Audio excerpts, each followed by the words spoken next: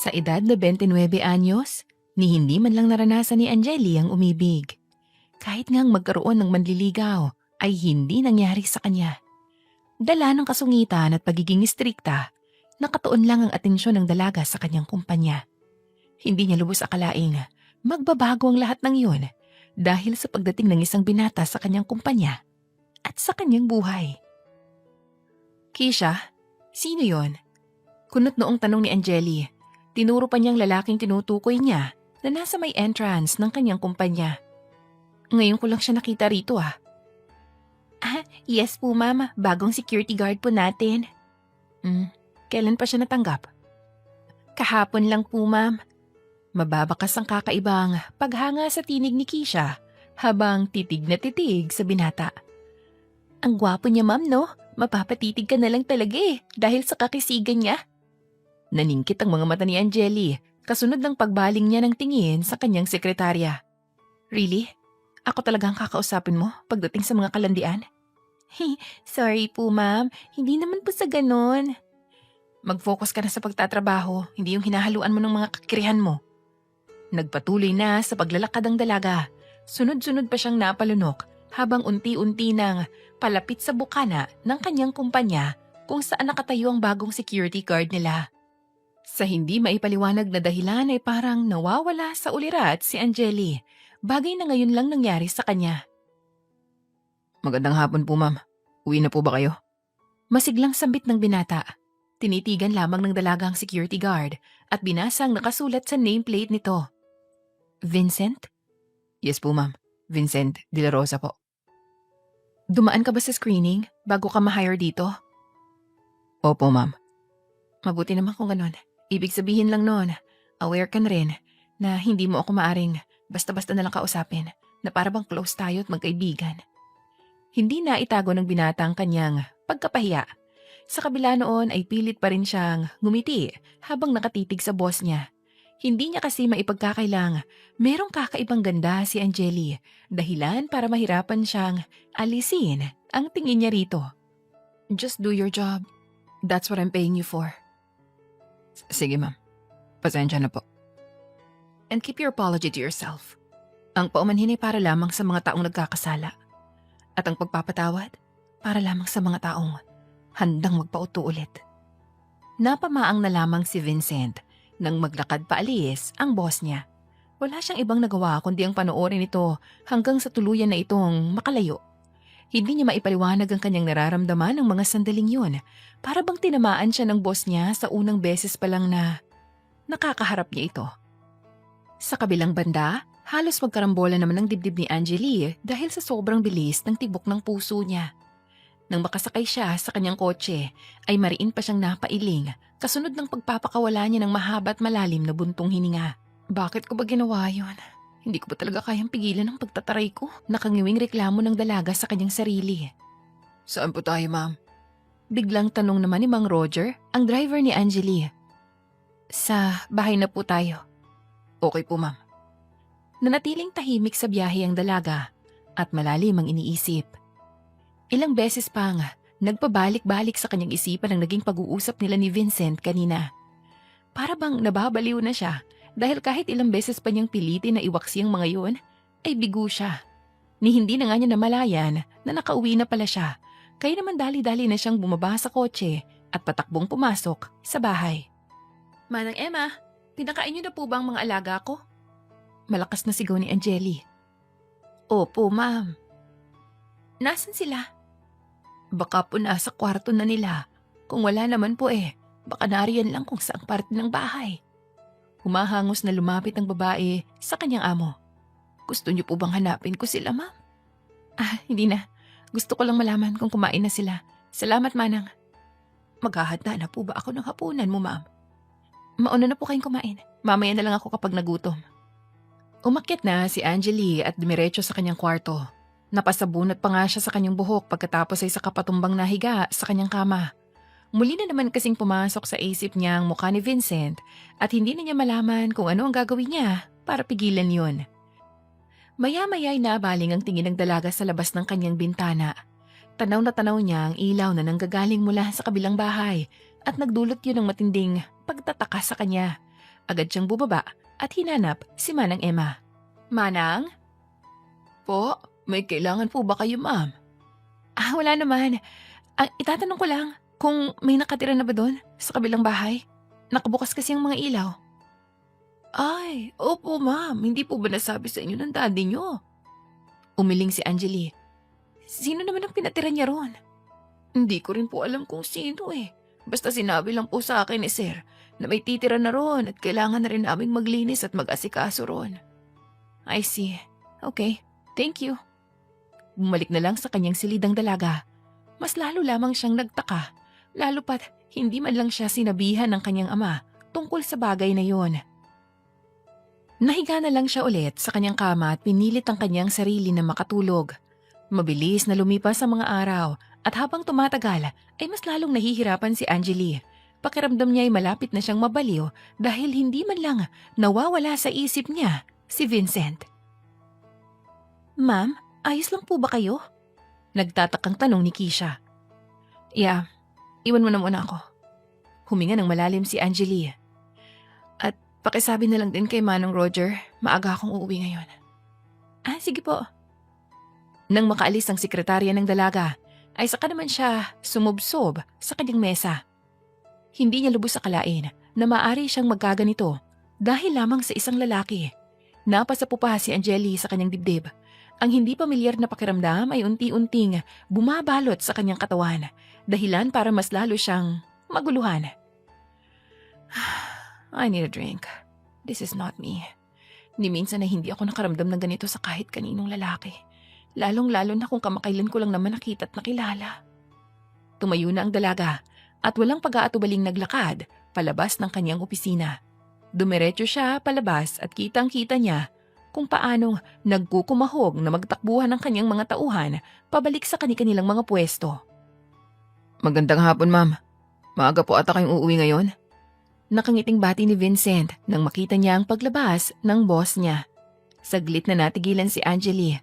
Muli na namang kumalabog ang dibdib niya at imbis na sumagot ay nagpatuloy na lang siya sa paglalakad. Halos tumakbo na nga siya nang makita niya ang kotse niya para lamang makasakay agad. Sa bar tayo, Mang Roger. Sige po, ma'am.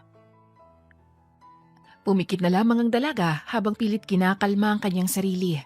Ramdam niya ang init ng kanyang katawan at mukha at hindi niya alam kung ano ang dahilan nun. Sa kabilang banda naman, nabalot ng pagtataka si Vincent dahil sa inasta ng boss niya. Sa mga nakalipas na araw ay napansin niya na parang iniiwasan siya ni Angeli. Kung ano-ano mga pumapasok sa isip niya, ngunit hindi niya naman magawang kausapin ng boss niya. Pagpasensyahan mo na si Ma'am Angeli ha. Ganun talaga yun pagdating sa mga lalaki. Napaigtad sa gulat ang binata. Pagkatapos ay sa kanya nilinguan ang babaeng lumapit sa kanya. Miss Keisha?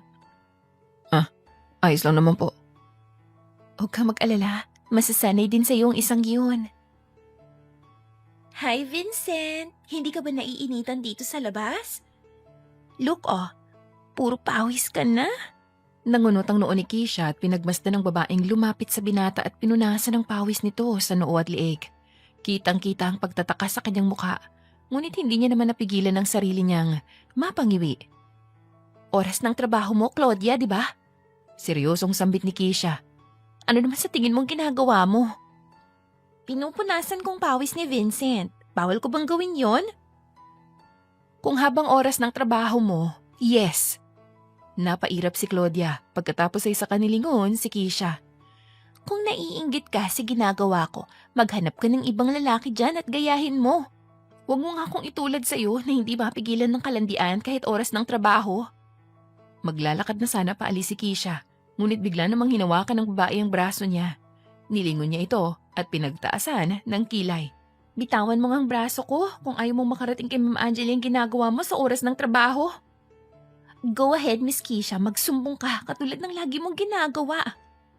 Hinawi ni Keisha ang kamay ni Claudia at nagpatuloy sa paglalakad paalis. Aaminin niyang naiinis siya sa babae, ngunit hanggat maaari ay ginagawa niya ang lahat para mapigilan at makontrol ang sarili niya. Ayaw niyang pantayan ang ugali ni Claudia dahil hindi naman siya katulad nito. Nang maiwan naman sina Vincent at Claudia ay muli silang nagkaroon ng pagkakataon para makapag-usap.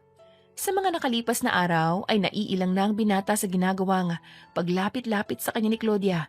Ngunit kahit ilang beses niya itong patigilin, ay hindi naman ito nakikinig. Ano na, Vincent? Kailan ka ba kasi sasama sa akin para kumain at uminom sa labas? Hindi ako umiinom. At hindi ako sumasama sa kung sinong babae para kumain sa labas. Magkatrabaho naman tayo, di ba? Hindi ako kung sinong babae lang. I'm sorry, Claudia. Iba na lang siguro ang yayain mo. Napasimangot ang babae at padabog na naglakad paalis. Nakahinga naman ng maluwag ang binata dahil sa pag-alis ni Claudia. Inabala na lang niya ang kanyang sarili sa kung anumang mga dapat niyang gawin hanggang lumipas ang mga oras at matapos na ang kanyang trabaho. Agad na dumiretso sa bahay si Vincent. Naligo pagkatapos ay naghanda ng hapunan. Bagong lipat pa lamang siya sa bahay na ito, kaya naman wala pa siyang gaanong kilala. Likas na mahiyain din naman ang binata, kung kaya't ayos lang sa kanya ang mag-isa sa bahay. What's wrong with you, Vincent? Bakit hindi mo maalis sa isip mong boss mo? Inis na anggil ng binata sa kanyang sarili. Kanina pa kasi iniisip ni Vincent si Angeli at hanggang ngayon ay hindi pa rin niya mapigilan ng kanyang sarili. Binilisan na lamang niya ang kanyang pagkain at akmang aakyat na sa kwarto nang makarinig ng sunod-sunod na katok sa pinto. Sino naman kayang pupunta dito ng gantong oras? Kunot noo siyang naglakad palapit sa pinto para buksan ito.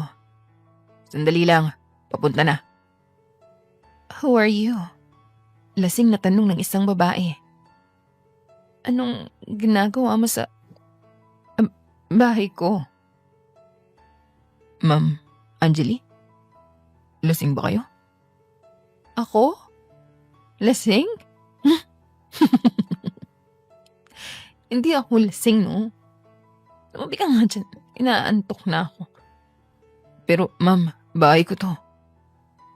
Ano sinasabi mo? Bahay mo to? Bahay ko to. Kaya matutulog na ako. Hinawi ni Angeli ang binata na nasa kanyang harapan at nagpatuloy sa pagpasok. Bakit naka-boxer ka lang?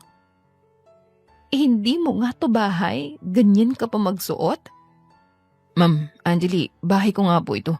Sandali, tatawagan ko si Ma'am Kisha at ipapasundo kita. Don't bother. Inaantok mo talaga ako kaya hayaan mo na akong matulog. Napamaang na lamang si Vincent nang matumbang dalaga. Mabuti na lamang at malapit lang ito sa kanya kung kaya't madali niya itong nasalo. Inalalayan na niya ito paakyat sa kwarto niya. Naguguluhan man sa nangyayari, wala na ring pagpipilian pa ang binata kung hindi ang hayaang matulog sa kwarto niya ang boss niya. Sige na, matulog ka na muna rito sa kwarto ko. Bukas na lang tayo mag-uusap. Sambit ni Vincent nang maihiga na niya sa kama ang dalaga. Hindi ko alam kung ano nangyayari, pero hindi mo dapat hinahayaang malasing ng ganito ang sarili mo. Huwag mo nga ako sinisermonan dyan. Una, hindi kita kilala. Pangalawa, bahay ko nga to. Pangatlo, ang hot mo pala. Pwede ba? Umalis ka sa kwarto ko. Napailing ang binata at akmang tatayo na at maglalakad palayo nang biglang hawakan ni Angeli ang braso niya. Kunot noo siyang napalingon dito. Nang mga sandaling yon ay hindi na nakontrol ni Vincent ang bilis ng tibok ng puso niya. Sa unang pagkakataon, kitang-kita niya ang maamang mukha ng boss niya. Malayong malayo ito sa palaging seryoso at magkasalubong ang mga kilay na mukha ni Angeli sa tuwing nasa kumpanya siya. May kailangan ka pa po ba, ma'am? Bakit ba tinatawag mo akong ma'am? Hindi nga tayo magkakilala eh. Bumuntong hininga na lamang si Vincent. Matulog ka na lang po dahil lasing ka na. Hindi nga ako lasing. Nagulat na lamang ang binata nang hilahin siya ng dalaga palapit sa kanya. Bago pa makapagprotesta si Vincent, ay mahigpit pa siya ang niyakap ng boss niya. Mas lalong nagkarambola ang dibdib niya dahil sa bilis ng tibok ng puso niya. Hindi niya malaman kung ano ang dapat niyang gawin ng mga sandaling yun. Sandali lang, ma'am. Hindi po. Naputo lang sasabihin ng binata ng siili ni Angeli ng halik ang labi niya. Nanlaki pang mga mata ni Vincent dahil sa gulat, ngunit agad rin siyang napapikit dahil sa kakaibang init at sensasyon na nararamdaman niya. Halos mawala na sa sariling ulirat ang binata dahil sa kakaibang dulot ng halik ng boss niya. Huli na ng mamalayan niya ang mga nangyayari.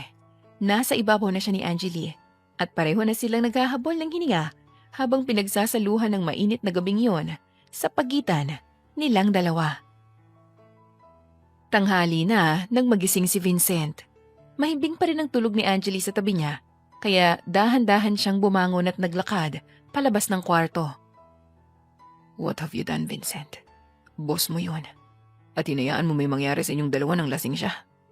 Napasabunot sa sariling buhok ang binata. Hindi ka nag-iisip. Matinong pag-iisip mo kagabi, pero nagpadala ka sa init ng katawan mo. Di ka na nahiya. Naghilamos na si Vincent at napagdesisyon na niya nga maghanda ng almusal. Hindi pa rin siya mapalagay sa isiping nasa kwarto niya ang boss niya. Anumang oras ay maaari na itong magising, ngunit hindi pa niya alam kung paano ito haharapin. Kahit kailan, puro kapalpakan ang alam mo. Hindi ka na talaga nag-iisip. Inis na singhal ng binata sa kanyang sarili. Kapag nawalan ka na naman ng trabaho, ikaw pa rin ang mahihirapan. Walang ibang dapat sisihin kundi ikaw, dahil naging marupok ka.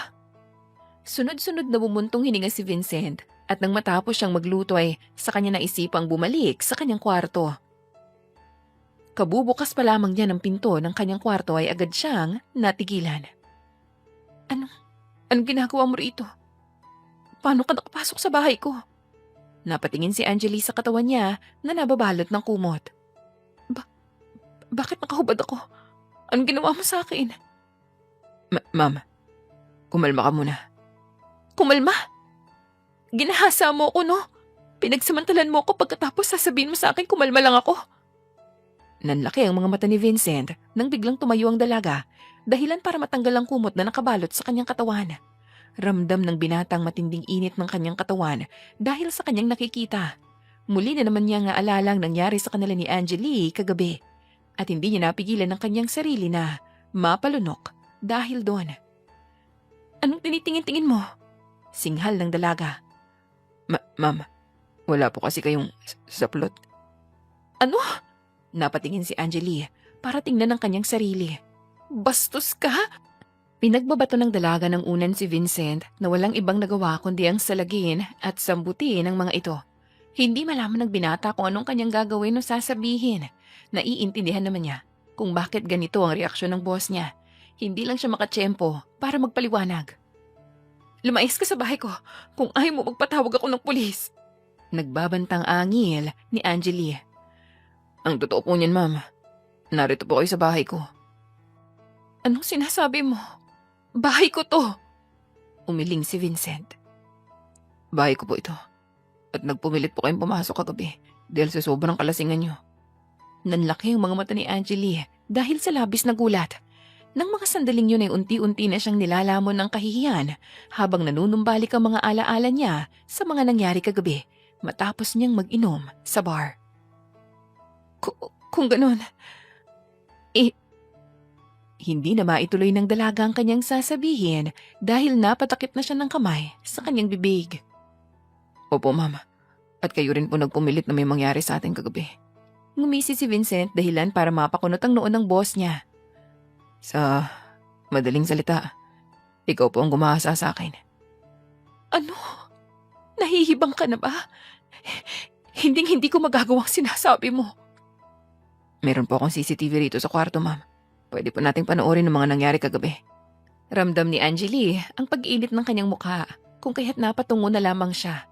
Unti-unti na rin naman kasing nagiging malinaw ang kanyang alaala sa mga nangyari kagabi, pati na rin sa kanilang dalawa ni Vincent. Sa kabila noon, hindi pa rin niya magawang tanggapin ang lahat ng yon. I need to get out of here. Wala sa sariling bulalas ni Angeli. Nasaan ang mga damit ko? Nasa kabilang gilid ng kama po. Dali-daling nagbihis ang dalaga. Wala siyang pakialam kahit pa nakatingin sa kanyang binata.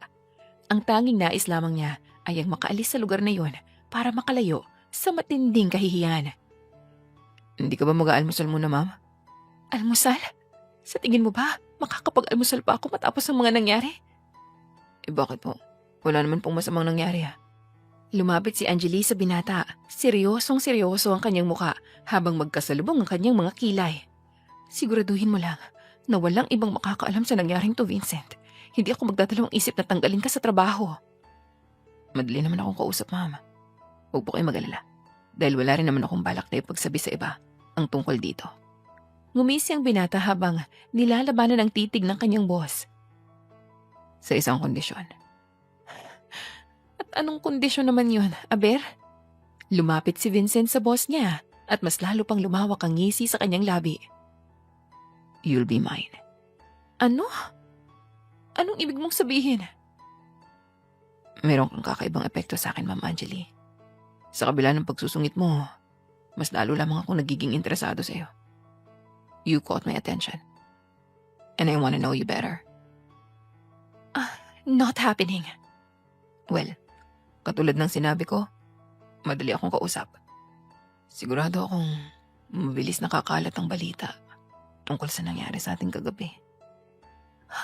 Pinagbabantaan mo ba ako? Umiling ang binata. Hindi naman po sa ganun, ma'am. Sinasabi ko lang sa iyo ang mga maaaring mangyari. Think about it, ma'am. Wala namang mawawala sa iyo kung kikilalanin natin ang isa't isa. Di ba? Wala rin naman akong gagawing masama sa iyo. Saglit na natahimik si Angeli para mag-isip. Napatungo siya at sa hindi inaasahang pagkakataon ay dumako ang tingin niya sa bandang hita ni Vincent. Nakasuot lamang ito ng boxer kung kaya't kitang-kita niya ang nakatago nitong batuta roon. Sunod-sunod siyang napalunok at pagkatapos ay mariing na napailing at nag-iwas ng tingin. Bahagyang natawa ang binata. Natikman mo na yan kagabi, ma'am. Huwag mo sabihing naiilang ka pang pagmasdan yan, ha? Ang bastos mo talaga. Magdesisyon ka na, ma'am. Hindi kita paalisin dito hanggat hindi mo sinasabi sa akin ang desisyon mo. Hoy, ako ang boss mo. Kaya hindi mo ako pwedeng utos-utusan. Well, narito ka sa bahay ko. Kaya hindi mahalaga kung ikaw ang boss ko. Napakuyom na lamang ng mga kamao si Angeli. Nang mga sandaling yon, ay alam niya kung ano ang mas mahalaga para sa kanya.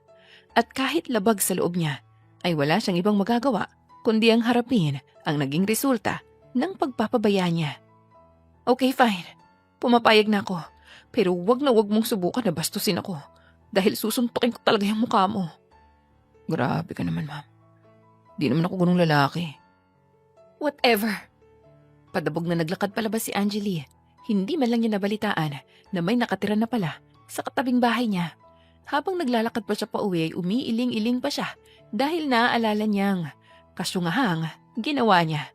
Sa paglipas ng mga araw ay wala sa sarili si Angeli kahit nagtatrabaho siya sa kanyang kumpanya. Ginawa niyang lahat para maiwasan si Vincent, ngunit sadyang sistema na niyang humahanap dito. Ma'am, ayos ka lang po ba? Kunot noong tanong ni Kisha. Ilang araw ka nang ganyan eh. May problema po ba? Wala, ayos lang ako. Baka naman pinapagod mo naman ng sarili mo, ma'am, ha? Hindi naman sa ganon. May mga iniisip lang ako. Natigil ang pag-uusap ng dalawa nang marinig nilang malakas na usapan sa labas ng opisina. Nangunot ang noo ni Angeli dahil batid niyang may nagkakagulo sa labas, lalo pat nagsisigawan ng mga empleyado niya rito. Ano naman ang nangyayari doon? Naku, ma'am, baka si Claudia na naman yun. Anong ibig mong sabihin? Ilang araw na kasi niyang pilit na niyayaya na kumain sa labas si Vincent. Natatandaan mo ba yun? Yung bago nating security guard? Eh ayun, mukhang hindi naman interesado yung isang yun kay Claudia eh. Makulit lang din talaga yung babaeng yun. Sa oras ng trabaho? Ilang beses ko na siyang pinagsabihan, pero hindi naman kasi siya nakikinig. Mukhang kailangan ikaw ang humarap sa kanya para makaramdam ng takot. Hindi na nagsalita pa si Angeli at agad nang tumayo para maglakad palabas. Kitang-kita niya ang nagkukumpulang mga empleyado sa may bukana ng kanyang kumpanya. Malayo pa lang ay natatanaw na niya si Claudia na nakapulupot sa braso ni Vincent. At sa hindi maipaliwanag na dahilan, ay nakaramdam siya ng inis dahil doon. Anong kaguluhan to? Seryosong tanong ni Angeli. Dali-daling nagtakbuhan ng mga empleyado na kanina lamang ay nagkakagulo. Napabitaw naman si Claudia sa pagkakahawak niya sa braso ni Vincent habang ang binata naman ay napatungo lamang. What do you think you're doing, Claudia? Hindi ba't oras ng trabaho? Nagagawa mo pang unahin ang paglandi rito kaysa tapusin ang mga trabaho mo? Hindi naman sa ganon, ma'am. At ano? Kung makapulupot ka sa braso nitong si Vincent, akala mo may mga agaw niyan sa'yo. Ni hindi mo pa nga ata pag-aari yan eh. Grabe ka naman magsalita, ma'am. Hindi naman magtatagal at magiging akin din siya. Paano ka naman nakakasigurado? Dahil gagawin ko po ang lahat para makuha siya. Ay, naku po. Bumalik ka na sa trabaho mo. Sa susunod na lumandi ka pa rito sa kumpanya ko, mawawalan ka na ng trabaho. Ma'am, kung naiinggit kay sabihin mo lang, hindi yung dinadaan mo sa mga galit-galit na ganyan. Nangunot ang noo ni Angeli at mas lalong lumapit sa babae. What did you say? Totoo naman, ma'am, di ba? Wala naman kasing lalaking lumalapit sa'yo, kaya maiintindihan ko naman kung naiinggit ka sa amin. Claudia, stop. Huwag mong pagsalitaan ng ganyan ng boss natin. Sita ni Vincent sa babae. Ano naman ang nakain mo at sinasagot mo si Ma'am Angeli, ha? Empleyado ka lang. Matuto kang gumalang. Sus, hindi naman ako maaring matanggal sa trabaho dahil miyembro ng board ang daddy ko, no? Really? Yun ba ang akala mo? Ngumisi ang dalaga habang titig na titig kay Claudia. Ulitin mo pa tong ginawa mo at sisiguraduhin kong parehas kayo ng daddy mo na mawawalan ng trabaho. KJ, padabog na naglakad paalis ang babae. Are you okay? Nag-aalalang tanong ni Vincent. Pwede bang huwag kang lumandi kapag oras ng trabaho? Ano? Hindi naman ako lumalandi ah. Siya yung nangungulit sa akin. Kahit nga pinagtutulakan ko na siya palayo. Ha? Hindi ko kailangan ng paliwanag mo. Teka nga. Nagsiselos ka ba? Bakit naman ako magsiselos?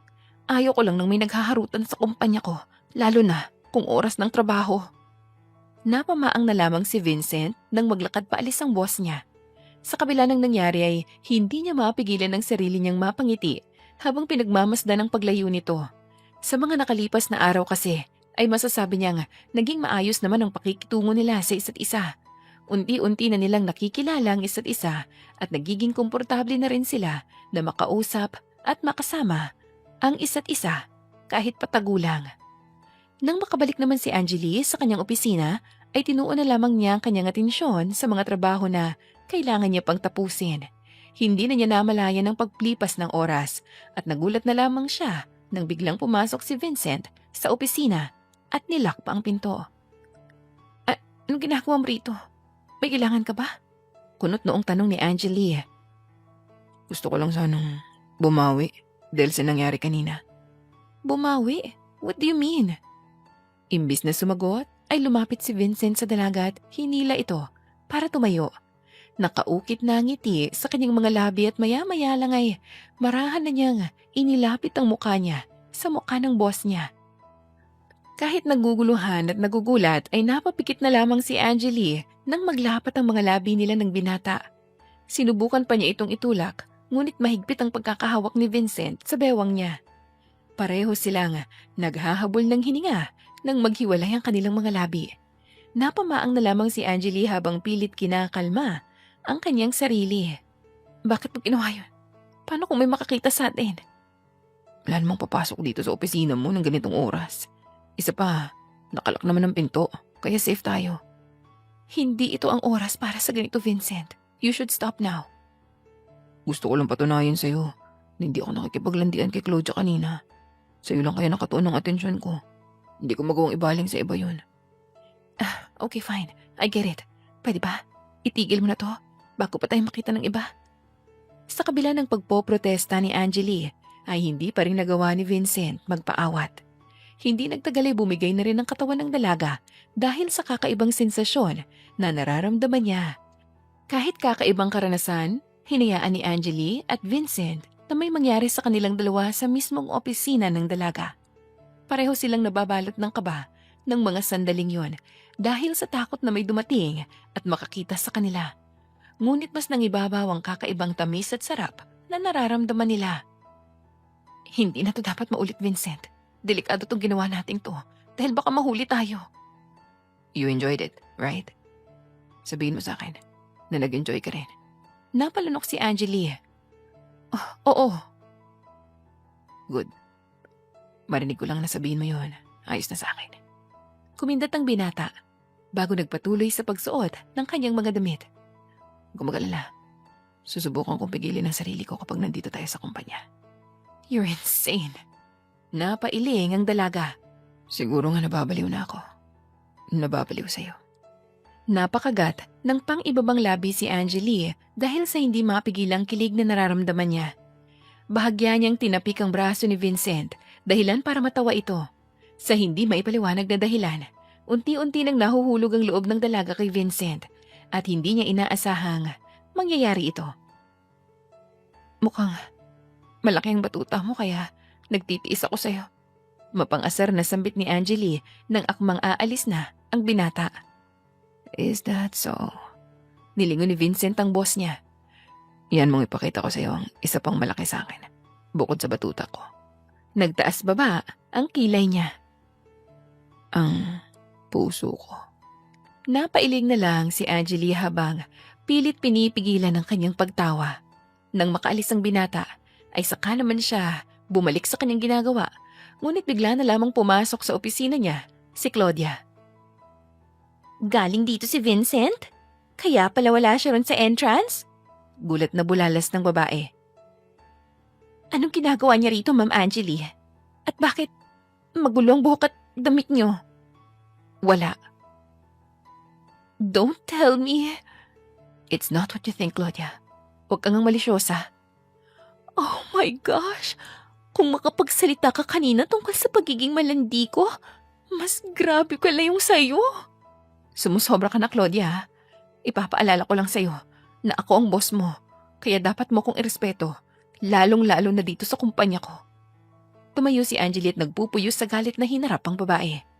Kung hindi mo yun kayang gawin, umalis ka na rito at huwag na huwag ka nang babalik. Don't threaten me, ma'am. Ngayong alam ko ng baho mo ay hindi na ako matatakot sa'yo. Ngumisi pa siya nang nakakaloko. Ano na lang kaya ang sasabihin ng board members at ng ibang tao kapag nalaman nilang kinakatakutan nilang CEO ng kumpanya na to ay nakikipaglandian sa isang security guard at may nangyari pa sa kanila sa loob ng opisina? Ay, isang malaking iskandalo yun, ma'am. Go right ahead, Claudia. Hindi mo ako matatakot sa mga ganyang pagbabantalang. Ganun ba? Then watch me destroy your name. Try it. Naglakad si Angeli palapit sa babae. But trust me, you'll never succeed. Sinagi pa ng dalagang balikat ni Claudia bago siya naglakad palabas ng kanyang opisina. Sa kabila ng tapang na pinakita niya, hindi niya maipagkakailang balot na balot siya ng takot at kaba. Ngayon pa lamang ay hindi na siya mapalagay, oras na malaman ng marami ang tungkol sa nangyayari sa pagitan nila ni Vincent. Namalaya na lamang ni Angeli ang kanyang sarili na pauwi na sa bahay niya. Sinalubong pa siya ng alaga niya at si Manang Emma, ngunit dumiretso lang siya sa kanyang kwarto para magmukmok. Ni hindi nga niya napansin ang paglipas ng oras. Ma'am Angeli, may lalaki po ritong naghahanap sa inyo. Vincent daw po ang pangalan. Malakas na sigaw ni Manang Emma, dahilan para maalimpungatan ng dalaga. Po? Napabalikwas ng bangon si Angeli. Ano raw po ang kailangan niya? Hindi po sinabi, ma'am. Pero kanina pa po siya rito. At pinaghanda ko na po kalaki ng pagkain. Nangunat ang noon ng dalaga, ngunit nagmadali na lamang siya sa pagpalit ng damit at agad na bumaba at nagtungo sa kusina. Ano ginagawa mo rito, Vincent? Binibisita ka. Niligo ng binata si Angeli pagkatapos ay bahagyang ngumiti. Pinagluto pala kita ng pagkain. Mag-dinner ka na. Hindi mo naman kailangan gawin yan ah. Ko na rin namang lutuin, kaya huwag ka nang mangal. Baka nakakalimutan mong nasa bahay kita at ako ang boss mo. Boss lang kita sa kumpanya. Paglabas natin doon, akin ka na. Ngumisi si Vincent para asarin ng dalaga. Maupo ka na. Ipaghahain kita ng pagkain. Napangiwi na lamang si Angeli, ngunit kitang-kita sa kanyang mukha ang kilig na kanyang pinipigilan. Bumilis ang tibok ng kanyang puso at kahit anong pigil ang gawin niya rito, ay bigo siya. Ito ang unang beses na naranasan at naramdaman ito at hanggang ngayon ay naninibago pa rin siya. Tinola? Ano naman ang trip mo at nagluto ka ng tinola? Nagtatakang tanong ni Angeli. Tikman mo muna. Masarap ako magluto ng tinola. Wala na rin namang ibang nagawa ang dalaga, lalo pat nakaramdam na rin naman talaga siya ng gutom. Enjoy na enjoy siya sa pagkain at hindi na niya napansin na naubos na pala niya ang hinaing pagkain at tinola ni Vincent. Nanatili lang naman ang binata sa katapat na upuan ni Angeli at pinanood ito sa pagkain. What are you staring at? Nakangiwing singhal ng dalaga. Aminin mo. Masarap ang luto ko, di ba? Oo na. Napapalakpak pa sa tuwa ang binata. Sabi ko na nga ba, magugustuhan mo eh. Turo kasi sa akin ni nanay yan eh. Hindi ko alam marunong ka pala magluto. Mag-isa lang akong nakatira sa bahay ko, no? Kaya kailangan ko matutunan ng mga ganyan. Besides, gusto ko rin ipagluto ka kapag naging mag-asawa na tayo. Paano ka naman nakakasigurado na magpapakasal tayo? Alam ko doon tayo pupunta. Nakakasigurado ako doon. Dahil gagawin ko lahat para mangyari yun. Magsasalita pa sana si Angeli, ngunit bigla na lang pumasok sa isip niya ang isang bagay na kanina pa niyang iniisip. Tumayo siya at naglakad palapit sa pinto ng kusina, dahilan para mabalot ng pagtataka si Vincent. Manang Emma, pinakain niyo na po bang mga alaga ko? Malakas na sigaw ng dalaga. Alaga? Ano naman ang alaga mo? Mga manok. Manok? Ang tinutukoy mo ba? Yung mga manok na pag-alagala rito sa loob? Nagsalubong ang mga kilay ni Angeli. Napalingon siya sa binata pagkatapos ay nabaling ang tingin niya sa mangkok na nasa lamesa. Bigla na lang siyang kinabahan, kasunod na inis na hindi maipaliwanag. What have you done to my chickens? Mababakas ang galit sa tidig ni Angeli. Naglakad na rin siya palapit kay Vincent. Sabihin mo, anong ginawa mo sa mga alaga ko? Kinain mo na sila. Ano? Niluto mong mga manok ko? Hindi ko naman alam eh. Pwisit ka talaga. Bakit pa kasi nagpunta ka pa rito eh? Unti-unti na nga namumuo ang mga luha ni Angeli. Ang tagal kong inalagaan ng mga manok ko na yun. Bigay pa yun sa akin ni lolo't lola bago sila mawala. Look, I'm sorry. Sinubukan pang lumapit ni Vincent sa dalaga para hawakan ito sa braso. Ngunit umiwas naman ito. Kitang-kita sa mukha niyang labis na pag-aalala, lalo pa tuluyan ng pumatak ang mga luha ni Angeli hanggang sa humagulhol na ito. Ma'am, tawag niyo po ako? Bigla namang sumulpot si Manang Emma. Agad siyang nagtaka dahil sa naabutan niya. Bakit po kayo umiiyak? Ano pong nangyari? Ito kasing lalaking to, niluto yung mga manok ko. Po? Ano pong niluto? Buhay na buhay po ang mga alaga niyo. Nasa likod po silang lahat. Napalingon si Angeli sa babae. Ibig sabihin, buhay sila. Bigla na lamang humagalpak ng tawa si Vincent. Napahampas pa siya sa upuan na nasa tabi niya. Matinding inis naman ang naramdaman ng dalaga ng mga sandaling yun. Mariin pa niyang pinahid ang mga luha sa kanyang mga pisngi. Pagkatapos ay saka inambahan ng sunod-sunod na hampas sa braso at balikat ang binata. Kakainis ka. Pinagtitripan mo ba ako ha? Gusto mo ba tanggalin kita sa trabaho? Nagbibiro lang naman ako eh. Hindi ko naman pakikialaman ng mga yun. Dahil nabanggit na sa akin ni Manang Emma na alaga mo mga yun at malaga sa'yo yun. Nagpapapadyak pa si Angeli dahil sa sobrang inis bago siya padabog na naglakad palabas ng kusina. Dumiretso siya sa kanyang kwarto at pabagsak na nahiga sa kama. Matinding inis pa rin ang nararamdaman niya at hanggang sa makatulog siya ay hindi nawala yun. Mabilis na lumipas ang mga araw. Ang buong akala ni Angeli ay kakalat agad ang balita tungkol sa namamagitan sa kanilang dalawa ni Vincent, lalo pat si Claudia ang nakadiskubre nito. Ngunit hindi ganun ang nangyari. Lumipas pa ang 1 linggo at kung kailan hindi inaasahan ng dalaga ay saka pumutok ang balita. Nakita mo na po ba ito, Ma'am Angeli? Humahangos na pumasok sa opisina ng dalaga si Keisha, dala-dala ang kanyang cellphone. Kalat na po ito sa social media, pati na rin sa mga balita sa telebisyon. Napakagat sa pang-ibabang labi si Angeli habang pinapanood ang video. Binasa na rin niya ang ilan pang articles na nakasulat patungkol sa Patagong ugnayan nilang dalawa ni Vincent. Nanatili namang nakatitig sa dalaga si Keisha at naghihintay ng magiging sagot nito, ngunit wala siyang nakuha. Ibig sabihin ay totoo nga. You're not answering, so it means it's true? I can't deal with this right now, Keisha. Naupo ang babae malapit sa kanyang boss. Kung hindi pa ngayon, kailan? Kapag nasisira na ang pangalan mo dahil sa mga agam-agam na to? Nang mga sandaling yon, ay alam niyang kailangan siya ni Angeli bilang kaibigan nito at hindi bilang sekretarya. We need to do something, Angeli. Kailangan natin itong mapigilan bago pa lumalang iskandalo na to. Alam mo, totoo ang nasa balita na yan.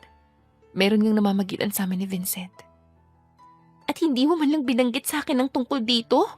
Para saan ba't magkaibigan tayo? Hindi naman sa ganun, Keisha. Humahanap lang ako ng tamang panahon para sabihin sa'yo. Besides, hindi rin naman kasi ako seryoso pa nito nung una. Ibig sabihin, seryoso ka na ngayon? Na meron ka nang nararamdaman para kay Vincent? Saglit na natahimik si Angeli pagkatapos ay tumango na siya. Oo, gusto ko na nga siya. Nanlaki ang mga mata ni Keisha dahil sa kanyang narinig. At gusto ka rin niya? Hindi ko alam. Anong hindi mo alam? Hindi ko alam kung seryoso ba siya sa ginagawa niya o pinagtitripan niya lang ako. Seryoso naman siya. Magsasalita pa sana si Angeli nang biglang bumukas ang pinto ng kanyang opisina. Pumasok si Claudia na magkasalubong ang mga kilay at diretsong nakatitig sa dalaga. Mababakas ang galit sa kanyang mukha habang unti-unting palapit sa boss niya. Kamusta naman ang buhay mo, ma'am? Ang akala mo siguro palalagpasin ko na lang yung nalaman ko, no? Gagawin ko ang lahat para masira at layuan mo si Vincent. Sakin lang siya. Sakin lang dapat siya. So ikaw nga ang nagpakalat ng balita na yon. What am I even expecting? Kapag inggit kasi talaga ang tao, gagawa at gagawa to ng paraan para masiraan ka. Mas lalo pang lumapit si Claudia sa dalaga. Ano naman ang nakakainggit sa iyo, ma'am? Sa tingin ko wala naman. Kasi mas malandi ka kaysa sa akin. Mas makapal ang mukha mo. Bukod doon, meron ka pang kakaibang kakayahan na pagbukaing biktima ang sarili mo. Sa tingin ko nga ay lamang na lamang ka kaysa sa akin. What did you say? Hoy Claudia, ano sa tingin mong ginagawa mo? Gulat na si Tanikisha nang makita niyang sasampalin ng babae si Angeli. She's your boss. You're acting like that in front of her? Who do you think you are? Pwede ba? Huwag ka nalang makialam. This is none of your business, okay? Isang malakas na lagapak ang namutawi sa buong silid pagkatapos ay sa kanabalot ng katahimikan ng buong paligid. Napasapo na lamang si Claudia ng kanyang pisngi nang bumalatay ang matinding sakit at hapdi doon dahil sa pagsampal ni Angeli. Matagal ko na dapat ginawa yan. Pasensya ka na. Ngayon lang ako nagkaroon ng pagkakataon. Tinulak ng dalaga si Claudia palayo sa kanya. Matutok ang lugar. Naiintindihan mo? Nandito ka sa kumpanya ko. You're basically working for me. Kahit na puro kalandian lang ang ginagawa mo sa kumpanya ko. At ano bang may pagmamalaki mo, ha? Na board member ang daddy mo? So what? Ako pa rin ang boss mo. Ako pa rin ang boss ng daddy mo. And I could remove you both in my company anytime I want. Hindi mo ako matatakot. Napangisi si Angeli habang marahang naglalakad palapit sa babae. Halos lumutakin na niya ang bibig nito dahil sa sobrang inis. Marami akong pwedeng gawin sa'yo. Marami akong kayang gawin na hindi mo alam. Kilalanin mong binabangga mo dahil hindi uubra sa akin yung kamalditahan mo. You've been working in my company for how long? A year? Dapat ay alam mo na kung ano ang ugali ko. Natanggap ka lang naman dito dahil sa daddy mo, di ba? Wala kang may pagmamalaki. Kaya wag mo akong malditahan. Ganyan ka na ba tumrato ng empleyado mo? Pilit kumawala si Claudia mula sa kamay ng dalaga. Sisiguraduhin kong malalaman ng lahat yung ugali mong to. Be my guest. Hindi ba dyan lang naman ang alam mong gawin? Sa tingin mo ba, maaapektuhan pa ako ng mga gagawin mo? Pagsisisihan mo to, tandaan mo yan. Pinanood na lamang ni Angeli ang pagtakbo ni Claudia palabas ng kanyang opisina. Sunod-sunod siyang bumuntong hininga para ikalma ang kanyang sarili. Matinding inis pa rin ang nararamdaman niya ng mga sandaling yon, ngunit hindi niya magawang pakalmahin ang kanyang sarili. Oh my gosh! Hindi mapakaling bulalas ni Keisha. Angeli, may media na sa labas at pinagkakaguluhan na si Vincent. What? Hindi na nagsayang ng oras ang dalaga at agad na tumakbo palabas. Halos kumalabog na ang dibdib niya dahil sa bilis ng tibok ng puso niya habang unti-unti siyang palapit sa pwesto kung nasaan si Vincent. Malayo pa lamang ay natatanaw na niya ang mga reporter na pilit kumakausap sa binata, pati na rin ang mga kumukuha ng litrato at mga video. Hoy, hindi na siya, kailangan natin siya makausap. Ma'am, ano pong masasabi niyo dun sa balitang kumakalat ngayon tungkol dun sa inyo, ng security guard? Halos salubungin na ng mga reporter ang dalaga para lamang makalapit sila dito. Mabuti na lamang at naroon pa ang ibang mga security guards para harangin ang mga ito. Nagkaroon ng pagkakataon si Angeli para diretsong lumapit kay Vincent. Are you okay? Nag-aalalang tanong ni Angeli. Hinawakan pa niya ang kamay ng binata. Come with me. Anong nangyayari? Mamaya ko na lang ipapaliwanag. Kailangan mo nating makaalis dito. Kahit naguguluhan at nagtataka, ay sumunod na lamang si Vincent sa boss niya papasok ng kumpanya. Kahit ang mga empleyado nila ay pinagtitinginan sila at nagbubulungan, ang iba naman ay tumatalon pa dahil sa kilig habang pinagmamasdan ng dalawa na parang nasa isang eksena sa teleserye. Ano ba talaga nangyayari? Bakit bigla na lang dumating ang mga yun tapos pinagkakaguluhan ako? Kunot noong tanong ni Vincent nang makapasok sila sa opisina ng dalaga. Hindi mo pa ba nakikita ang mga balita? Kinuha ni Angeli ang kanyang laptop. Saglit na nagpipipindot dito. Pagkatapos ay saka iniharap iyon sa binata. Nasa balita tayo. At kung ano mang namamagitan sa ating dalawa. Ano? Paano nangyari yun? Huminga ng malalim si Angeli. Nahuli tayo ni Claudia nung isang linggo. Nanlaki ang mga mata ni Vincent at agad siyang napatingin sa boss niya. Bakit hindi mo sinabi sa akin? Akala ko kasi ay wala na talaga siyang gagawin. Napakagat sa pangibabang labi ang dalaga dahil alam niyang kasinungalingan ang kanyang sinabi. Hindi ko talaga inakala na magagawa niya to. Ano ba talagang trip ng babaeng yan?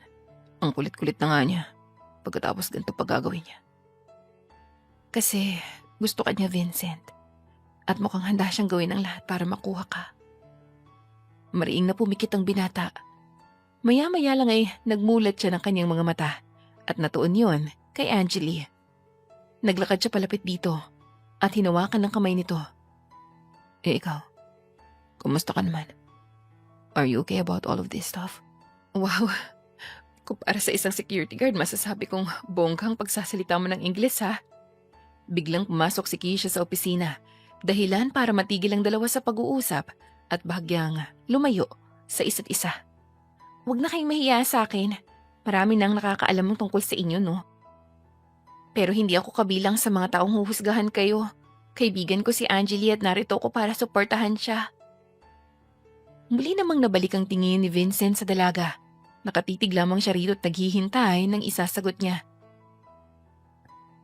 Sabihin mo sa akin kung anong nararamdaman at naiisip mo ngayon, Angeli. I wanna know. Wala akong pakialam. Kahit na ano pa ang sabihin nila sa balita o kung ano man ang isipin ng mga taong makakakita ng mga yon. Napaiwas ng tingin ng dalaga. All I care about is that I'm happy when I'm with you. Simula kasi nang dumating ka sa buhay ko, malaki nang naging pagbabago sa takbo nito.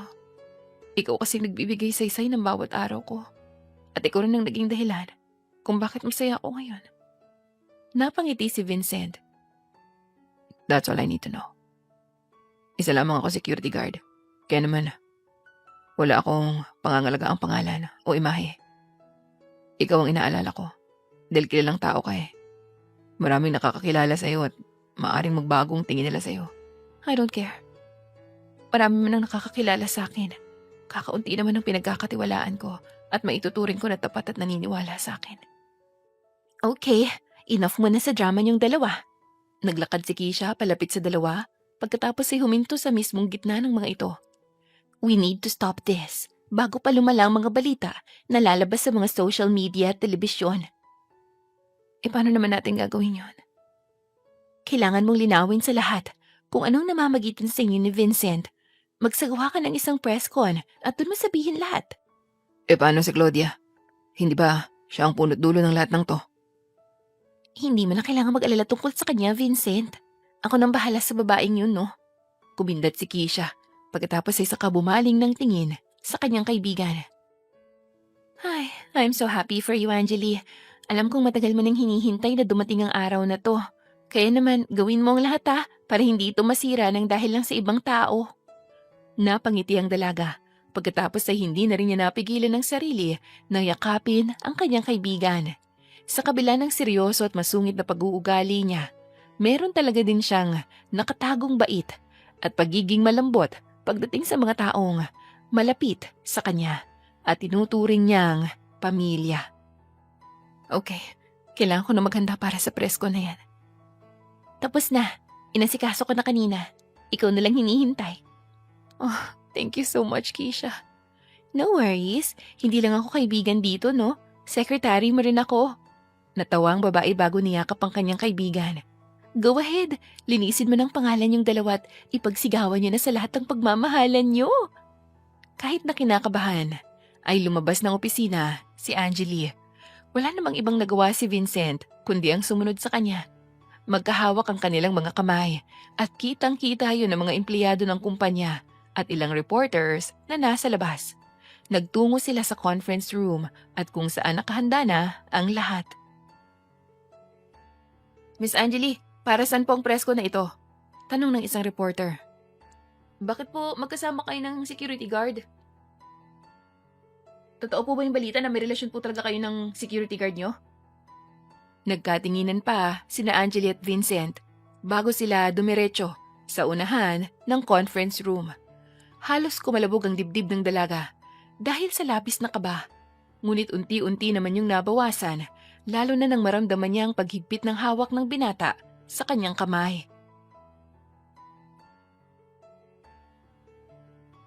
Magandang araw sa inyong lahat. Alam ko, nangangati na kayong malaman ng totoo. Alam ko marami na rin sa inyong nagulat dahil sa biglaang pagkalat ng mga balita tungkol sa akin, sa amin. Ano naman sa tingin mong maitutulong ng presko na to? Sa tingin mo ba mababago pa nitong lahat? Biglang pumasok sa silid si Claudia. Nakaukit ang kakaibang ngisi sa kanyang labi ngunit mababakas ang galit sa kanyang muka. Wala ka nang magagawa, Angeli, dahil ang tingin na sa'yo ng lahat ng tao ngayon ay malandi. At totoo naman yun. Hindi wala yun mababago pa, kahit anong gawin mo. Sino naman nagsabi sa'yo na nagpa-presko na ako para linisin ang pangalan ko? Bahagya pang natawa si Angeli. Wala akong pakialam, kahit ano pa ang sabihin o isipin ng mga tao tungkol sa akin. Ginagawa ko to para ipaalam sa lahat na totoo ang balita. May relasyon ako at si Vincent. Napuno ng bulungan ng buong silid. Bakas naman sa mukha ni Claudia ang pagkagulat dahil hindi niya inaasahan ang mga sinabi ng boss niya. Napakuyom pa siya ng kanyang kamao dahil hindi niya matanggap na hindi nasusunod ang kanyang mga plano. Really? Proud na proud ka pa na nakipagrelasyon ka sa isang security guard lang? Naglakad si Claudia palapit sa unahan at huminto sa mismong tabi ng mga reporter. Hindi ka nag-iisip. Kilalang tao ka, Angeli. Pagkatapos sa isang hamak na security guard lang walang kababagsakan mo, ano na lang ang magiging reaksyon ng mga magulang mo, ng lolo't lola mo? They would be happy, Claudia. Kilala ko ang mga magulang ko, lalong-lalo ng lolo't lola ko. Matutuwa silang makita na masaya ko ngayon. At sa tingin ko naman, ay wala namang masama kung security guard si Vincent. Hindi naman yun basihan ng pagiging tao niya. Tumawa ng malakas si Claudia. Napatingin pa sa kanya ang halos lahat ng mga reporter na nasa paligid. Ha! You're insane, Angeli. Sinong mag-aakala ng isang strict at masungit na babaeng katulad mo mahuhulog at mapapaibig ng isang security guard? Eh hindi ba type mo rin siya? Nilalandi mo nga siya sa loob ng kumpanya, di ba, sa oras ng trabaho? What happened? Bakit parang minamaliit mo na siya ngayon? Naningkit ang mga mata ni Angeli pagkatapos ay saka lumayo sa mikropono at nilapitan ang babae. You're right. Hindi mo pala siya makuha. Hindi mo siya mapaibig. Kasi ang pangit naman ng ugali mo eh. Kahit na sinong lalaki, hindi susubukang makasama at makarelasyon ka dahil basura ang ugali mo. Anong sinabi mo? Bago pa masampal ni Claudia ang dalaga ay naunahan na siya nito. Naging dahilan yon para mas lalong maintrigang mga reporter na nakasaksi. Napasa po na lamang si Claudia sa kanyang pisngi. Angeli, enough. Hindi mo na kailangang gawin to. Malumanay na pag-awat ni Vincent sa dalaga.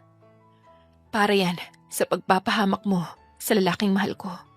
You have nothing, Claudia. Kaya naman wala kang karapatan na pagsalitaan siya ng ganyan. Sa isang iglap ay muli na namang sinampal ni Angeli ang babae. Para naman yan sa paninira mo sa akin. Sa aming dalawa. Bago pa makapag-react si Claudia, ay muli na naman siyang sinampal ng boss niya. Napadaing na lang siya dahil mas lalong lumalakas ang sampal na natatamo niya. Ano ba? Nakakailan ka na. Angil ng babae. Kulang pa yan para sa lahat ng ginawa mo, Claudia. Binalaan na kita pero hindi ka nakinig. Hindi ko maintindihan kung ano bang kinagagalit mo sa akin at kailangan mo pang umabot sa ganito. Dahil masyado kang mayabang. Palibhasa madali lang sa iyong lahat na makuha ang lahat ng gustuhin mo. Kaya kahit ang lalaking nagugustuhan ko, kinuha mo. Hindi ko na problema kung ako ang gusto ni Vincent at hindi ikaw. Hindi ba't malinaw naman yun sa'yo? Ilang beses ka ba niyang pinagtabuyan nun? Hindi ka pa rin tumigil, di ba? Tapos ngayon palalabasin mo kasalanan ko pa. Oo, kasalanan mo talaga lahat. Kung wala ka, akong mapapansin niya. Kung wala ka, akong mamahalin niya. Claudia, stop. Humarang si Vincent sa gitna ng dalawang babae. Lilinawin ko lang sa'yo. Makilala ko man o hindi si Angeli, ay hindi pa rin kita magugustuhan. Kahit ano pang gawin mo, hindi kita mamahalin. What? Why? Maganda naman ako. Sexy. Kaya-kaya kitang pasayahin. Hinawakan ng binata ang kamay ni Angeli. She is different. Kung hindi ko siya nakilala, sigurado ko tatanda akong binata. Siya lang ang nakapagparamdam sa akin ng pagmamahal. At siya lang din ang dahilan kung bakit natuto kong magmahal. That's the thing you can't do. Maririnig sa buong silid ang pagtili ng ilang babaeng reporter dahil sa labis na kilig. Kahit ang mga lalaking reporter ay namangha dahil sa mga sinabi ni Vincent. Niwalang ang ibang nagawa si Angeli kundi ang mapakagat na lang sa kanyang pangibabang labi para lamang mapigilan at maitago ang nararamdamang kilig. Umalis ka na, Claudia. Itigil mo na itong mga paninira mo sa amin. Kalmadong utos ni Vincent. Bago ko pala makalimutan, pumwesto si Angeli sa mismong tabi ng binata. You're fired, Claudia. Huwag ka nang babalik sa kumpanya ko. Pakisabi na rin pala sa daddy mo. Wala na siyang trabaho dahil sa kagagawan mo. What? Hindi mo pwedeng gawin yan. Actually, I can. Ako ang boss mo. Ako rin ang boss ng daddy mo. Kung sana hindi mo to ginawa, hindi ako mapipilitang tanggalin kayo. Napailing ang dalaga. Aminado siyang labag sa kanyang kalooban ng gawin ito. Pero alam niyang ito ang kailangan para sa katatahimik nila. And one more thing, Claudia.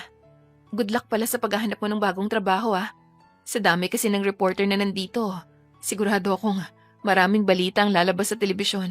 Sigurado rin akong ikaw ang masisira dahil sa sarili mong kagagawan. No, hindi mangyayari yan. Hindi naman maniniwala ang mga tao sa kanila. Kilalang tao ang daddy ko. Kaya niyang gawa ng paraan to. Yeah, right.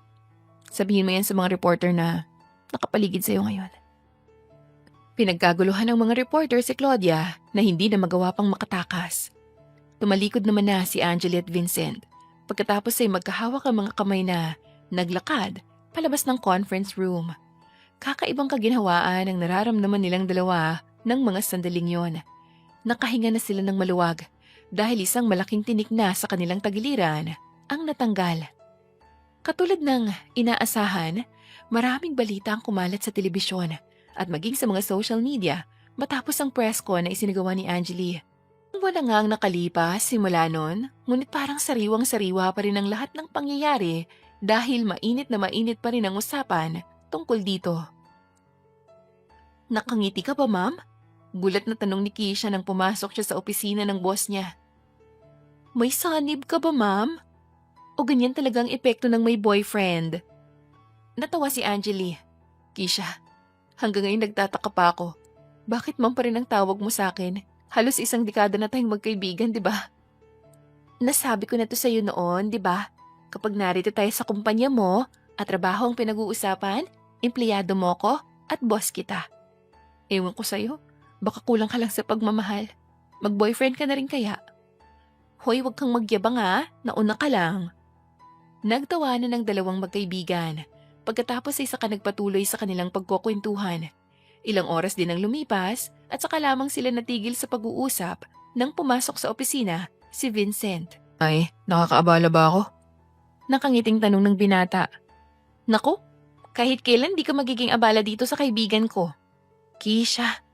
Binato pa ni Angeli ng folder ang kanyang kaibigan. That's good. Let's go. Baka gabihin tayo sa daan. Maabutan pa tayo ng traffic. Maiwan ka na muna namin, okay? Ikaw na munang bahala dito. Paalam ni Angeli kay Keisha. Tumayo siya at lumapit kay Vincent. Let's go? Excited na ako sa lulutuin mo. Di sige, mang-inggit lang kayong dalawa. Nagtawanan pang magkasintahan bago sila naglakad palabas ng opisina. Habang naglalakad sila palabas ng kumpanya, ay halos pagtinginan sila ng mga empleyadong nadadaanan nila. Kitang-kita ang labis na kilig sa kanilang mga muka. Ang ilan ay nagtitilian pa nga't nagtatalunan pa. Sa makalipas na buwan, ay naging maayos naman ang lahat. Nabalitaan na lamang ni Angelina, nagpunta na sa ibang bansa si Claudia, pati na rin ang daddy nito. Simula nang ipaalam nila sa lahat ang relasyon nila, ay nakaramdam sila ng kalayaan na magawa ang kahit anong gusto nila. Hindi na nila kailangan magtago at mangamba. Ano nga ulit ang lulutuin mo para sa hapunan natin? Nakangiting tanong ni Angeli nang makasakay na sila sa kotse. Ano pa? Di mga alaga mo. Ano? Baka gusto mo ikaw ipalit ko sa kanila. Why not? Handa naman ako magpaalaga sa iyo eh. Sige, siguraduhin mo lang kaya mong ubusin ang mga pagkain sa manok na nasa bahay. Natawa si Vincent. Biro lang. Ano mong gusto mong kainin? Bukod sa akin. Mabilis na nag-init ang mukha ni Angeli dahil sa sinabi ng kanyang nobyo. Kahit kailan, kung ano-ano talagang lumalabas din sa bibig mo na yan. Magluto ka na nga, kahit ano na. Pasensya ka na, mahal. Hindi ko kayang lutuin ang sarili ko eh. Ano pa? Hinampas ni Angeli sa braso ang binata, dahilan para mas lalo itong matawa. Magmaneho ka na, bago pa ako mabuisit sa'yo. Oo na po, eto na. Ang bilis namang uminit ng ulo mo. Sa loob ng halos ilang buwan na relasyon ni na Angeli at Vincent, hanggang ngayon ay hindi pa rin makapaniwala ang dalaga. Lalo na nang magkaroon sila ng kalayaan. Para bang lumabas ang tunay na kakulitan ng kanyang nobyo at hindi maitatanggi ni Angelina habang lumilipas ang mga araw at mga buwan ay mas lalo niya itong minamahal. Nandito na po pala kayo, ma'am, sir. Bungad ni Manang Emma nang makita niyang pagdating ng dalawa. Maghahandaw na po ba ako ng hapunan? Huwag ka na mag-alala, Manang. Ako na po magluluto. Ay talaga ba, sir? Mabuti naman kung ganon. Kay sarap mo kasing magluto. Alam ko rin namang hinahanap-hanap di mo mangluto nyo eh. Manang, walang ganyan ah. Sita ni Angeli sa matanda. Huwag ka nang tumanggi. Si Manang Emma na nagsabi kaya naniniwala ako sa kanya. Hoy, ako ang girlfriend mo ah. Kaya dapat sa akin ka maniwala. Mas maniniwala ako kay Manang Emma sa pagkakataong to. Natawa si Vincent dahil sa biglaang pagnguso ng dalaga. Hindi mo nga maamin na kinikilig ka? Paano ako maniniwala sa'yo? Na hindi mo hinahanap-hanap ang luto ko? Ewan ko sa'yo. Doon nga lang ako sa mga alaga ko. Mabuti pa sila naniniwala sa akin. Padabog na naglakad paalis si Angeli habang nagtatawanan naman sina Vincent at Manang Emma. Kahit kailan ay ang lakas talagang mangasar ng binata at ang bilis namang mapikon sa kanya ang kanyang nobya. Natutuwa na nga lang si Manang Emma sa tuwing nakikita niyang nagkukulitan ang magkasintahan. Huwag ka mag-alala, mahal. Malapit ko ring iluto yung mga alaga mo na yan. Mapang-asar na sigaw ni Vincent bago siya nagtungo sa kusina. Subukan mo lang at gagawin ko talagang tukay ang bibig mo tapos lalagyan kita ng pakpak. Kahit hindi sabihin ni Vincent, mahal na niya ang kanyang nobya. At mas lalo pa niya itong minamahal sa bawat araw na lumilipas. Aminado rin siyang hindi inaasahang magkakatuluyan silang dalawa. Pero nagpapasalamat pa rin siya dahil pinagtagpo sila ng tadhana at ngayon ay masaya na silang magkasama. Halos 1 taon ding magkasintahan sina Angeli at Vincent bago sila magdesisyong magpakasal. Nang mga sandaling yon, sigurado na sila sa isa't isa at handa na silang magkaroon ng sariling pamilya. Wala na silang iba pang mahihiling. Mag-asawa na sila, meron na silang sariling bahay, maayos na trabaho, at masaya at matibay na pagsasama. Anak na lang ang kulang sa kanilang pamilya at makukumpleto na ang kanilang mga pangarap. Mahal, ilang anak ang gusto mo? Biglang tanong ni Vincent habang naglalakad sila sa bakuran ng kanyang asawa. Gusto ko 10 anak ha. Hoy, Vincent, anong akala mo sa akin nangingitlog ng anak? Baka gusto mong maawa naman. Hindi naman ganun kadali ang pagbubuntis at panganganak, no? Bakit? Ayaw mo ba nun? Marami tayong anak. Natatawang pangangatwiran ng lalaki. Tingnan mo yung alaga mong si Fiona oh. Ang dami niyang sisiyo. Mukhang masayang pamilya niya. Really? Sa manok mo ko ihahalin tulad? E di sana kay Fiona ka nalang nagpakasal para bigyan kanya ng maraming sisiyo. Mas lalong natawa si Vincent dahil sa mga sinabi ng kanyang asawa. Kahit kailan ka talaga, hindi ka mabiro. Bakit ba? Ang init ng ulo mo sa akin ha. Mas lalo pang lumalan itong mga nakaraang araw ah. Ewan ko sa'yo, nakakainis ka naman kasi. Baka naglilihi ka na, ma'am. Biglang sambit ni Manang Emma na sumusunod pala sa mag-asawa. Ito na po ang kape niyo, sir. Ito naman ang gatas mo, ma'am. Naglilihi po? Bakit? Anong ibig mong sabihin, Manang? Hinarap ni Vincent ang matandang babae. Pinaglilihian ka po, di ba? Kaya madalas mainit ang ulo niya sa'yo. Kung ganun. Napasinghap si Angeli pagkatapos ay saka napatakip ng kamay sa kanyang bibig. Buntis ka, mahal? Hindi ko rin alam. Let's go to the hospital. Magpatingin ka na. Hindi na nagsayang ng oras ang mag-asawa at agad naman silang nagtungo sa ospital ng umagang yun. Pareho silang kinakabahan. Matagal na nilang hinihiling na sana'y magkaroon na sila ng anak. Ngunit ngayon ay may posibilidad ng magkatotoo yun at parang bigla silang kinabahan at natakot. Congratulations, ma'am. You're 3 weeks pregnant. Masiglang anunsyo ng nurse. Popo, totoo ba? Nilingon ni Angeli ang kanyang asawa. Mahal, buntis raw ako. Magkakaanak na tayo. Nagulat na lamang ang babae nang makitang pagpatak ng mga luha sa mata ng kanyang asawa. Nakangiti si Vincent habang nakatitig sa monitor kung saan makikita ang magiging anak nila na nasa sinapupunan pa ni Angeli. Hinawakan niya ang kamay ng kanyang asawa bago bumaling ng tingin dito. I'm gonna be a dad. Mahal, I'm gonna be a dad. Magiging tatay na ako. Oo, mahal. Magiging magulang na tayo. Mukhang matagal niyo na po itong hinihintay, ma'am, sir ah. Binabati ko po kayo. Tumayo ang nurse at kumuha ng malinis na towel para punasan ng tiyan ni Angeli. Lilinisin lang po natin to, tapos pupunta na tayo sa office ni Dr. Montero para ipaliwanag niya sa inyo yung mga dapat niyong gawing pag-iingat. Ito kasi ang unang beses ng pagbubuntis ni ma'am, kaya makakatulong to sa inyo. Maraming salamat po. Walang paglagyan ng tuwa na nararamdaman ng mag-asawa dahil sa wakas ay natupad na ang matagal na nilang kahilingan. Sa paglipas ng mga buwan ay talaga namang ginawa ni Vincent ang lahat para alagaan ang kanyang asawa at ang magiging anak nila. Nariyan din naman si Manang Emma at ang kanyang asawa na si Mang Roger para umalalay sa kanila hanggang sa mga anak si Angeli. It's a boy! It's a healthy baby boy! Sambit ng doktor. Hindi na napigilan ni Angeli ang pagpatak ng kanyang mga luha, lalo na nang marinig niya ang pag-atungal ng kanilang anak. Agad namang hinawakan ni Vincent ang kamay ng kanyang asawa at hinalikan ito. Maya-maya lang ay sa noon na naman niya hinalikan si Angeli pagkatapos ay sa labi. Thank you so much, mahal. Maraming salamat sa lahat. Nakangiting gulong ng lalaki. Salamat din sa lahat, mahal. Mahal na mahal kita, pati ang anak natin. Hinigpitan ni Vincent ang pagkakahawak niya sa kamay ng kanyang asawa.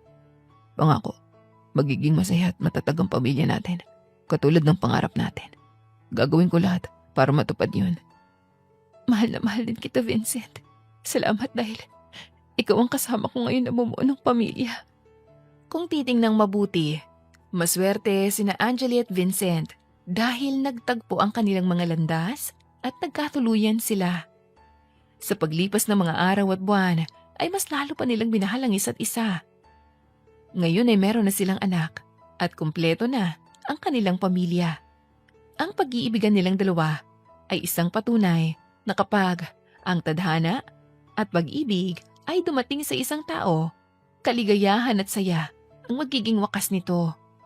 Hindi man maging madali ang simula, basta't mananatiling magkasama ay makakarating din sa inaasam-asam na kasiyahan.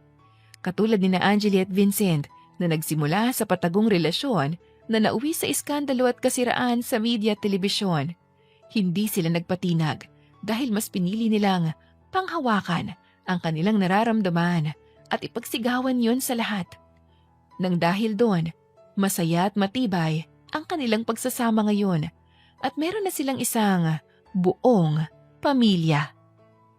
Dear listeners, dito na po nagwawakas ang isa na namang napakagandang kwento ng pagmamahalan ni Angeli at Vincent. Quick shoutout na rin sa ilan sa ating mga masusugid na taga-subaybay, Sarah Ann, listening from South Korea, Juvie Villagracia from Kuwait, Crazy Nakamura from Soka, Saitama, Japan, Yen Kolyama ng Davao, Mildred Pasigna from Dammam, Saudi Arabia, Bea Agrado, avid listener, Shirley Rico from Doha, Qatar, Sally Esteron from Saudi, at avid listeners nating sina Marisa Bustamante, Laika Domingo at Judith Roma. Maraming salamat po sa patuloy na pakikinig at naway makasama ko kayong muli sa susunod na kwento.